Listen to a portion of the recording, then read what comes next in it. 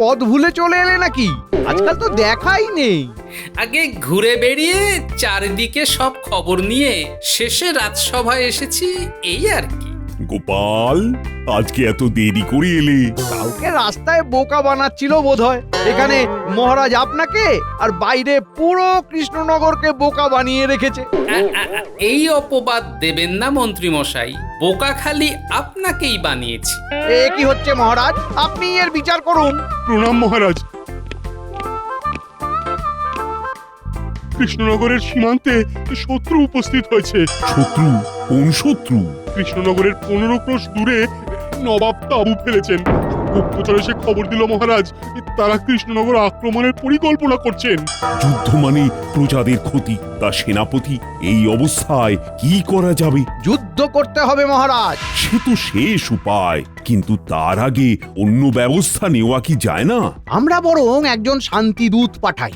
নবাবের ইচ্ছা তাহলেই বোঝা যাবে। তুমি সেই ব্যবস্থাই করো। তবে সেনাপতি, সেনার অবস্থা কিরকম? তারা কি প্রস্তুত? সেনার অবস্থা মন্ত্রী মশাই ভালো জানেন, কারণ তিনি তো কিছুদিন যাবৎ সেনার দায়িত্ব নিয়েছেন। তাই নাকি মন্ত্রী? মন্ত্রী মশাই সাহেবদের কাছ থেকে ওই লড়াইয়ের কৌশল সেনাদের নাকি শেখাবেন বলে মনে করেছিলেন। তা তিনি কত দূর করেছেন সে তো আমি জানি না মহারাজ। মন্ত্রী, তুমি আবার সাহেবদের সঙ্গে মেলামেশা করছো? না মহারাজ, তেমন কিছু না। প্রতিরক্ষার জন্য। তোমার সাহেবদের প্রশিক্ষণ প্রাপ্ত সেনাবাহিনী কি নবাবের সেনার সঙ্গে লড়তে পারবে? আগে সেনাবাহিনী নতুন ভাবে তৈরি হয়েছে বটে, কিন্তু তারা লড়াই করতে পারবে বলে মনে হয় না। কিন্তু শত্রু রাজ্যের সীমানায় চলে এসেছে, আমাদের সেনাবাহিনীর এমন অবস্থা। এখন কি যে হবে ভগবানই জানেন। আমি কি একবার চেষ্টা করে দেখতে পারি মহারাজ?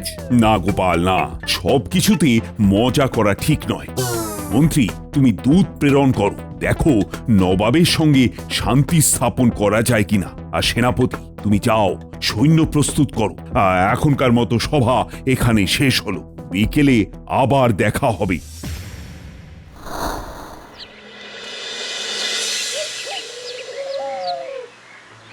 গোপাল দাদু, তোমার কি মন খারাপ? মুর্শিদাবাদের নবাব বড় সেনা নিয়ে যুদ্ধ করবে বলে আসছে, বুঝলি?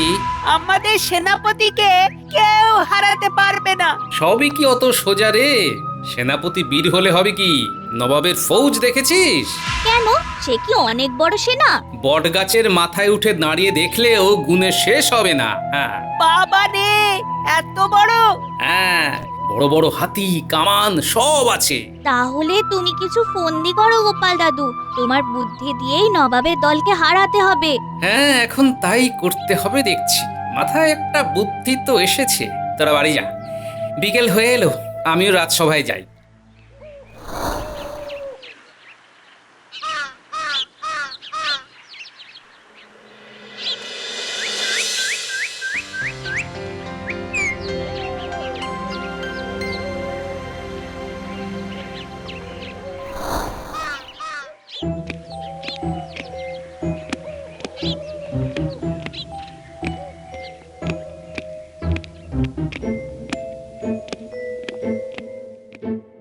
রাজামশাইয়ের আদেশে দূত নবাবের কাছে গিয়েছিল।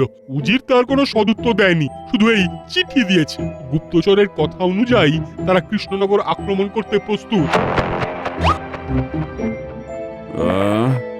আমাকে তিনি বন্দি করে মুর্শিদাবাদ নিয়ে যেতে চান, আর আমার রাজ্যের সকল প্রজাকে নিজের গোলাম করতে চান নবাব। মহারাজ, আমি কি একটা কাজ করতে পারি? বলো বলো, তুমি কি করতে পারবে? সকাল থেকে তো এই একই কথা বলে চলেছ। আমি যা ঠিক করেছি সেই অনুযায়ী প্রথমে আমাকে কাল ভোরের মধ্যেই নবাবের কাছে যেতে হবে, আর আমার সঙ্গী হবেন মন্ত্রী মশাই। তাহলেই হবে। আজ রাতেই বেরোব, ঘোড়ায় করে ভোরের মধ্যে পৌঁছে যাব। সেনাপতি, তুমি সেনাকে যুদ্ধের জন্য প্রস্তুত করো। নবাবের কাছে গোপাল আর মন্ত্রী আমার শান্তির বার্তা নিয়ে যাক।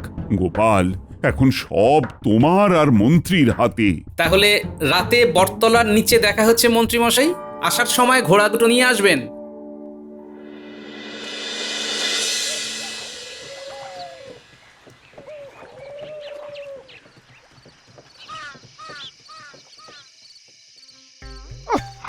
এই গোপালটা কোথায় যে রয়ে গেল, আসার আর নাম নেই। ঘুটঘুটে অন্ধকারে বটতলায় ভূতে যেন আবার না ধরে।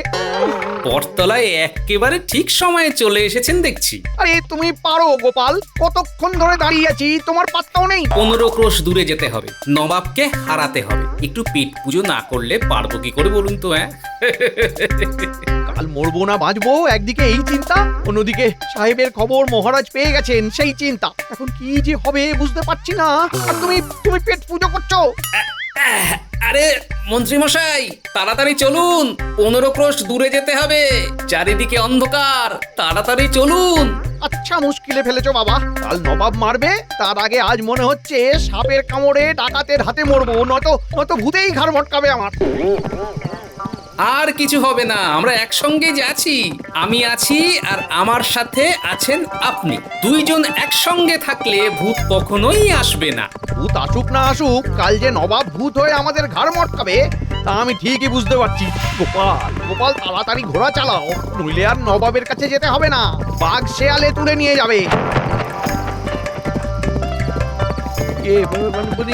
আর একবার ভেবে দেখলে হতো না গোপাল? শুভস্য শীঘ্রম। চলুন মন্ত্রী মশাই, এই 7 সকালেই নবাব বিজয় করে আসি। গোপাল, তোমার মরার ইচ্ছে, তুমি একা আসতে, আমায় কেন নিয়ে এলে?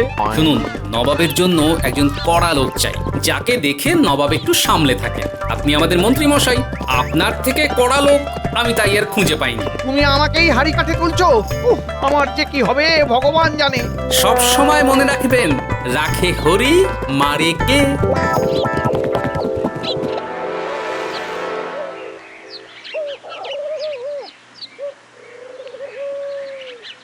সরাসরি রাজা কৃষ্ণচন্দ্রের মহলে আক্রমণ করলেই তো হতো, কিন্তু না, এই 15 ক্রোশ দূরে গরমের মধ্যে 2 দিন বসে থাকতে হবে, ভয় দেখাতে হবে, তারপর নাকি যুদ্ধ। পারো বাবা তোমরা? না জনাব, যুদ্ধের নীতি অনুযায়ী দুশ্মনের ভয়ই তো আমাদের অস্ত্র। তাই তো এখানে ডেরা পাতা। দেখুন না কেমন সুরসুর করে এসে রাজা কৃষ্ণচন্দ্র আপনার ফাঁদে ধরা দেবে, দেখুন না। যাই হোক, এইবার রাজা কৃষ্ণচন্দ্রের অহংকার চূর্ণ করতে পারবো। রাজা কৃষ্ণচন্দ্রের অহংকার হলো গোপাল ভাঁড়, তাকে হারাতে পারলেই শান্তি। শুধু হারানোই নয়, গোপালকে মুর্শিদাবাদে নিয়ে হাতের পুতুল করে না রাখলে আমার মনে কখনোই শান্তি আসবে না। রাজা কৃষ্ণচন্দ্রের যে কি দশা হবে ভেবেই আমার কেমন উৎফুল্ল হচ্ছে। কৃষ্ণচন্দ্রকে গারদে পূর্ব, কৃষ্ণনগর এখন পুরো আমার হাতে। হুজুর, একটা আরজি ছিল, গুস্তাখি মাফ করেন তো বলি। বলো। কৃষ্ণনগরের শাসনভার যদি আপনি আমার হাতে দেন মহারাজ, তাহলে সবই পাবে, শুধু তার আগে তোমার এই তাবু ফেলে ভয় দেখানোর ফন্দি কেমন কাজ করে সেটা দেখি। আবার বাইরে কি চেঁচামেচি শুরু হলো? দেখো তো উজির, কি শুরু হয়েছে।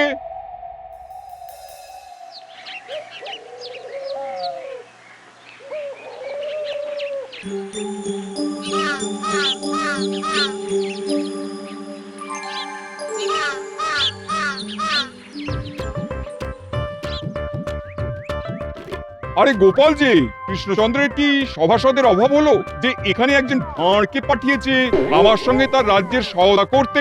একদমই না নবাব বাহাদুর, আমাদের রাজামশাইয়ের তরফ থেকে মন্ত্রীমশাই এসেছেন আপনার সঙ্গে কথা বলতে। আমি তো পথের ক্লান্তির উপশম মাত্র। উনি তো আবার সাহেবদের খাস বন্ধু, কৃষ্ণনগরকে বাঁচাতে তাদের সাহায্য প্রার্থনা করবেন এই মতলব করেছিলেন। এই নবাব বাহাদুরের খ্যাতি সারা বাংলা জুড়ে সকলেই জানে। সাহেবরাও তাকে ডরায়, আর কৃষ্ণনগরের রক্ষা করবেন স্বয়ং নবাব। কৃষ্ণনগর তো তারই হেফাজতে। তাহলে কি বুঝবো? রাজা কৃষ্ণচন্দ্র আত্মসমর্পণ করলেন? না নবাব বাহাদুর, মহারাজ হতাশ হয়েছেন। কৃষ্ণচন্দ্র হতাশ হয়েছে? হওয়াই উচিত। এইভাবে রাজ্য চালনা করলে হতাশ হতেই হবে। না নবাব বাহাদুর, মহারাজ হতাশ হয়েছেন আপনার এই আক্রমণের সিদ্ধান্তে। আপনি আমাদের এতকালের বন্ধু, আপনার এই আক্রমণ তাই তাকে হতাশ করেছে। তুমি কে হে বাংলার নবাবের সিদ্ধান্ত নিয়ে সমালোচনা করো? আজই তোমাদের বন্দি করব। আগে গোপালের কথায় কান দেবেন না, সামান্য ভাঁড় নিজেকে রাজা মনে করেছে। তবে মন্ত্রী, তোমার রাজা এখানে এসে কি বলতে বলেছে? আমার অধীনে কৃষ্ণনগর শাসন করবেন? আসলে নবাব নবাব বাহাদুর, মহারাজ তো একেবারেই বলেননি। তাহলে তোমাদের দুজনেরই গর্দান নেবো আর রাজাকে বন্দি করে মুর্শিদাবাদ অব্দি টেনে নিয়ে যাব। আর সেখানে তোমার রাজামশাইকে নবাবের ভাঁড় করে রাখবো। কিন্তু সব দোষ তো এই গোপালের। কেন শুধু শুধু আমার গর্দানখানা নেবেন? কারণ তুমি কৃষ্ণচন্দ্রের লোক, তাই। নবাব বাহাদুর, নবাব বাহাদুর, উজির মশাই, আপনি বরং গোপালের গর্দান নিন। এমনিও রাজাদের মাঝে এই উলুখাগড়ার কি কাজ? তুমি কোথাকার রাজা হে? না মানে আমি বলছিলাম রাজ্য জয়ের পর আমি বরং আপনার হয়ে কৃষ্ণনগরের দায়ভার নিজের কাঁধে নিয়ে নেব নবাব বাহাদুর। হ্যাঁ, খামোশ! রাজা কৃষ্ণচন্দ্রকে হাতের পুতুল বানিয়ে আমি তাকে মুর্শিদাবাদে নিয়ে যাব। আর গোপাল, তোমার গর্দান আমি নিতে চাই না। তুমি আমার বিশেষ সভাসদ হয়ে থেকো। গর্দান নেওয়া হবে এই মন্ত্রীর নেমা খারাপ। কিন্তু হুজুর। চুপ রও। ছেড়ে দিন মন্ত্রীমশাই, আর কথা বলবেন না। শোনো গোপাল, শোনো, আমার গর্দান বাঁচুক তা তো আমি চাইবই, তাই চেষ্টা করলাম। না মন্ত্রীমশাই, আপনি ঠিক করেছেন। রাজ্য বাঁচলেও এসব আমি মহারাজকে বলবো না। রাজ্য বাঁচবে কি করে? মহারাজ কৃষ্ণচন্দ্রের দূত হিসেবে আমরা আপনার কাছে এসেছি, তাই যুদ্ধনীতির মূল কথা অনুযায়ী দূতকে হত্যা করা উচিত নয়। তাই প্রথমত আপনি আমাদের গর্দান নিতে পারেন না, আর মহারাজা কিছু শর্তে সন্ধি করতে রাজি হয়েছেন। রাজা কৃষ্ণচন্দ্র শর্ত দিয়েছে সন্ধির। সে নিজেকে কি মনে করেছে? মহারাজ আপনার সঙ্গে সন্ধি করতে চেয়েছেন মানে আপনি জয়ের দিকে এগিয়ে যাচ্ছেন, তাই নয় কি উজির মশাই? হ্যাঁ, অবশ্যই। গোপাল একদম ঠিক বলেছে। দেখলেন আমার যুদ্ধনীতি কি সুন্দর কাজ করছে।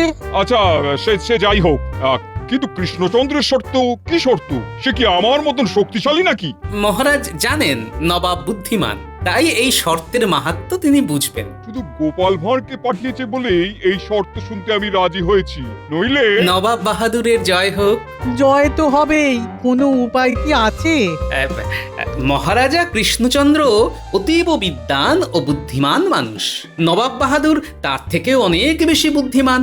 সঙ্গে উজির মশাই রয়েছেন, তিনিও গুণীজনের শীর্ষে। মহারাজা কৃষ্ণচন্দ্র কয়েকটি সহজ প্রশ্ন পাঠিয়েছেন। সে প্রশ্নের উত্তর যদি নবাব ও তার সঙ্গীরা কেউ দিতে পারেন, তবে সমগ্র কৃষ্ণনগর আত্মসমর্পণ করবে।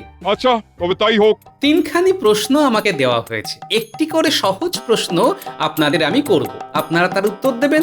উত্তর না দিতে পারলে নবাব বাহাদুর আর কখনো কৃষ্ণনগরের দিকে ফিরেও তাকাবেন না। আর বাইরে থেকে কেউ কৃষ্ণনগর আক্রমণ করলে তার রক্ষার দায়িত্ব নবাবই নেবেন। মঞ্জুর। কিন্তু কি বিষয় প্রশ্ন হবে তা তো জানা গেল না। হঠাৎ করে প্রশ্ন করলেই হবে নাকি? তুমি থামো, মন দিয়ে প্রশ্ন শোনো। তুমি প্রশ্ন করো গোপাল। প্রথম প্রশ্ন, কি ডোবে কিন্তু ভেজে না? বলো, কি ডোবে কিন্তু ভেজে না? আসলে হুজুর, ছোটবেলা থেকে আমার জলে ফাঁড়া, তাই কোনোদিন ওই নদী পুকুর এইসব হয়ে ওঠেনি। তাই এই ডোবায় ভাষার প্রশ্নের উত্তর আমি ঠিক দিতে পারবো না। আপনি বরং এইটা বলুন, আমি পরের গুলো বলবো। এই মন্ত্রী, তুমি তো আমাদের দলে, তুমি বলো। আমারও ওই একই অবস্থা। জলাশয় সম্পর্কে কোনো জ্ঞান নেই নবাব বাহাদুর। আমিও না হয় পরের প্রশ্নগুলোতেই সাহায্য করব। মূর্খের দল একেবারে। ঠিক আছে গোপাল, দাঁড়াও, একটু ভেবে নি। তুমি এই ভুল ভাল প্রশ্ন শুরু করেছো হুজুর। গোপাল আমাদের বোকা বানাচ্ছে। হুজুর, আপনি সব জানেন কে কাকে বোকা বানাচ্ছে। এই উজিরের খালি অজুহাত। আমরা পারলাম না গোপাল, তুমি উত্তর বলো। সূর্য। উত্তর হলো সূর্য হুজুর। রোজ পশ্চিমে তো ডোবে, কিন্তু সে ভেজে না। এবার তাহলে হুজুর দ্বিতীয় প্রশ্ন করি। হ্যাঁ করো উজির, এবার আর অজুহাত দিও না। একলা তারি যায় না দেখা, সঙ্গী পেলে বাঁচি, দেখলে আধার ভয়ে পালায়, আলোয় ফিরে আসে। এটা আমি জানি, এটা আমি জানি। এইবার তাহলে কেল্লা ফতে। গোপাল, কৃষ্ণনগর এবার আমার। উজির উত্তর দাও। এই প্রশ্নের উত্তর হলো মন্ত্রী।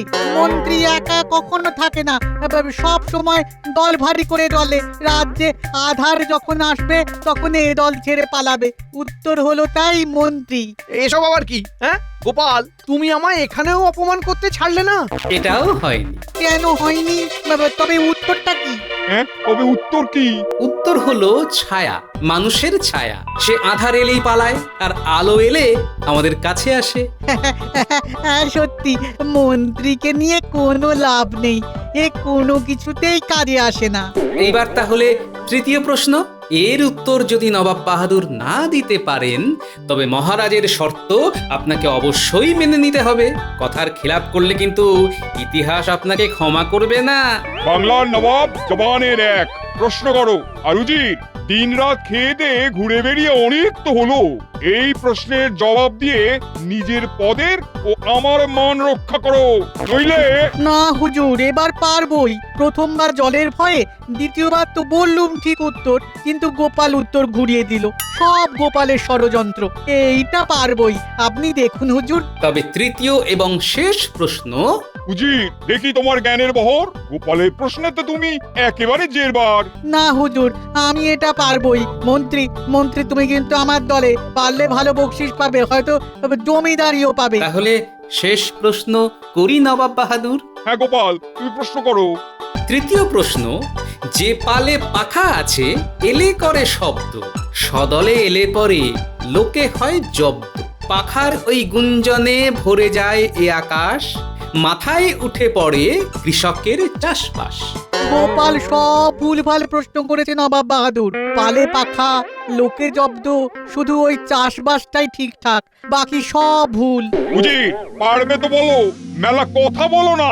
এই মন্ত্রী, তুমি পারবে, তুমি পারবে, তুমি বলো বলো বলো বলো। কৃষ্ণনগর, পারলে পারলে কৃষ্ণনগর তোমার। হ্যাঁ মন্ত্রী, পারবে তুমি? বলো, কৃষ্ণনগর তাহলে তোমার। আগে না মশাই, ঘাট হয়েছে আমার, থাক। মন্ত্রী আবার দল বদলেছে নবাব বাহাদুর। গোপাল আর মন্ত্রীর গর্দান নিন, কেউ জানবে না। আমরা কৃষ্ণনগর দখল করে নেব। কি বলছো উজির? আমি নবাব, আমার কি এই কাজ মানায়? সাধু সাধু নবাব বাহাদুর। গোপাল, উত্তরটা বলো তবে কি? আগে পঙ্গপাল নবাব বাহাদুর। পঙ্গপাল? আগে হ্যাঁ উজির মশাই, পঙ্গপাল। যেভাবে আমাদের সাজানো বাগানের মতো রাজ্যে পঙ্গপালের মতো আপনারা এসে পড়েছেন সব নষ্ট করবেন বলে, কিন্তু উজির মশাই পারলেন কই। এবার তাহলে মুর্শিদাবাদ নাকি অন্য কোথাও উজির মশাই? উজির, আমার মুর্শিদাবাদ ফেরার বন্দোবস্ত করো, আর গোপালের কাছ থেকে কিছু শিখে মুর্শিদাবাদে এসো। আমার কৃষ্ণনগর রাজত্বের স্বপ্ন, আমার যুদ্ধনীতি, আমার সম্মান সব ধুলোয় মিশলো গোপাল ভাঁড় শুধু তোমার জন্যে। আর উজির, আমি তোমার জন্য মুর্শিদাবাদের বিশেষ ব্যবস্থা করেছি, যাতে তোমার মগজ আর শরীর দুয়েই পাখা লাগানো যায়। তাহলে হুজুর আমাদের জন্য কি আদেশ? তোমাদের যে কথা দিয়েছি তাই রাখবো। আমি আমার ফৌজ নিয়ে মুর্শিদাবাদে রওনা দিলাম। ধন্য নবাব বাহাদুর, ধন্য। গোপাল, তুমি কৃষ্ণনগরের রত্ন, কৃষ্ণচন্দ্রের ওপর আমার এই কারণেই হিংসে হয়। নমস্কার নবাব বাহাদুর, আপনার যাত্রা সুখকর হোক।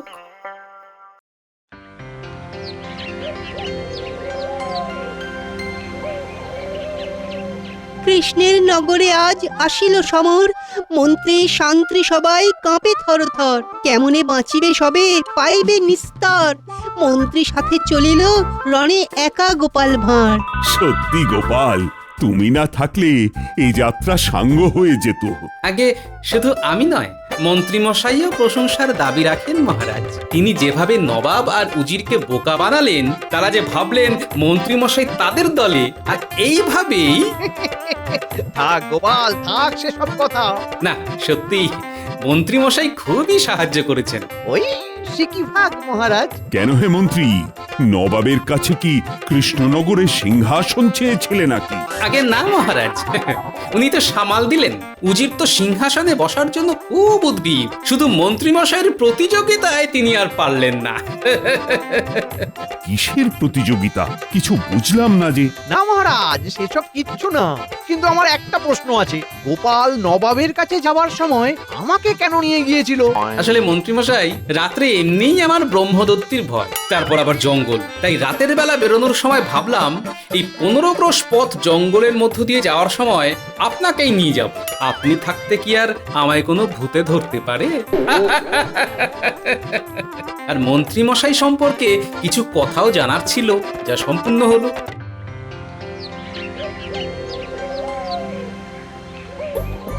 আজ তুমি না থাকলে গোপাল, এই কৃষ্ণনগরের মাথায় নবাবের ভূত চেপে বসতো। তোমাকে অশেষ ধন্যবাদ। এই নাও, তোমার এই সাহসিকতার পুরস্কার 1000টি সোনার মোহর।